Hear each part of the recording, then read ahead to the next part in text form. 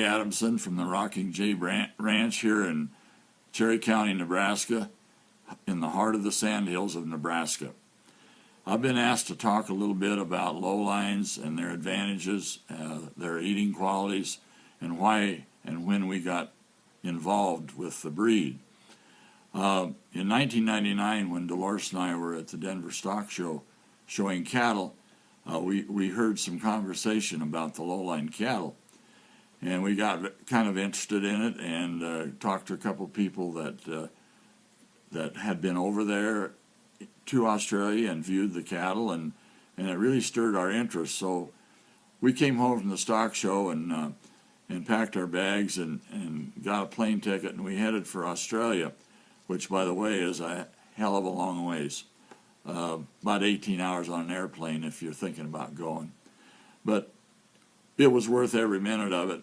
We were there and viewed cattle probably 6 out of the 10 days we were there, and we saw most of the lowline cattle. The president of the Australia Lowline Association was our tour guide, and most of the cattle were on the eastern coast of Australia, so we didn't have to travel long distances to view them.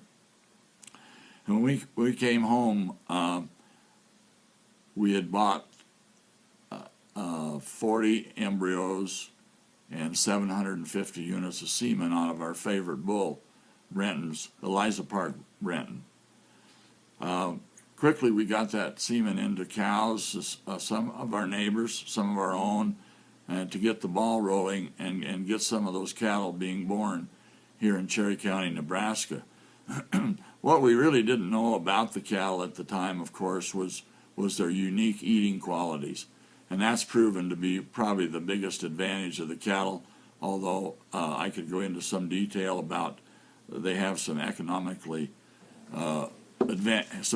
advantages, why you want to downsize your cattle, and calving ease, and their nature of the cattle is they're very calm in nature.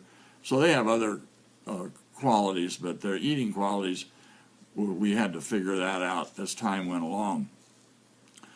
One eating quality that really sets them apart from the average beef that we have, and we have the finest beef in the United States compared to other countries, but again, lowline beef sits by itself, and the reason is the beef is fine textured.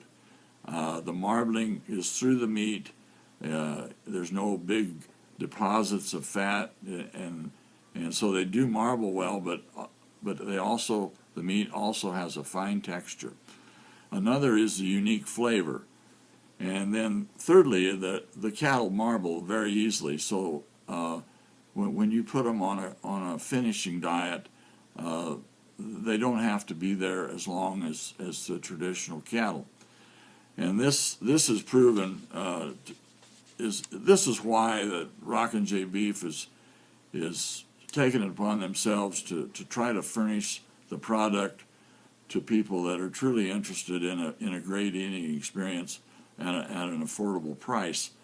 We have a feedlot that has agreed to work with us, and if we furnish the cattle, and once we get the ball rolling with this unique product, we have neighbors that I've already talked to that will breed their heifers to our bulls, so we can take this to whatever level that we are driven to take it to. But I can guarantee you the eating quality of this meat is something like one customer said, his hamburger was like eating candy. It is unique, and our cattle are, we think a lot of our cattle. That's our 5 generations. That's all we do basically is raise beef, and so we take some extra precautions. Like I've said, they have the best feed known to cattle, the best water. We're with our cattle about every day. During calving time, we're with the mother cows to be 24 hours a day. During inclement weather, we have the ability to bring them in so they can have their little babies out of the weather in freshly strawed stalls. And when the little guy gets up and nurses and gets his first belly full of milk, and he's on his way to being what the finished product. He never has a stressful day at the Rockin' J. We're very much aware of their diet. Like I said, the clean water. They're hormone free. We don't put implants in them. They're cared for like we think our customers would want their if they were raising them. I think they would want them cared the way the Rockin' J does it.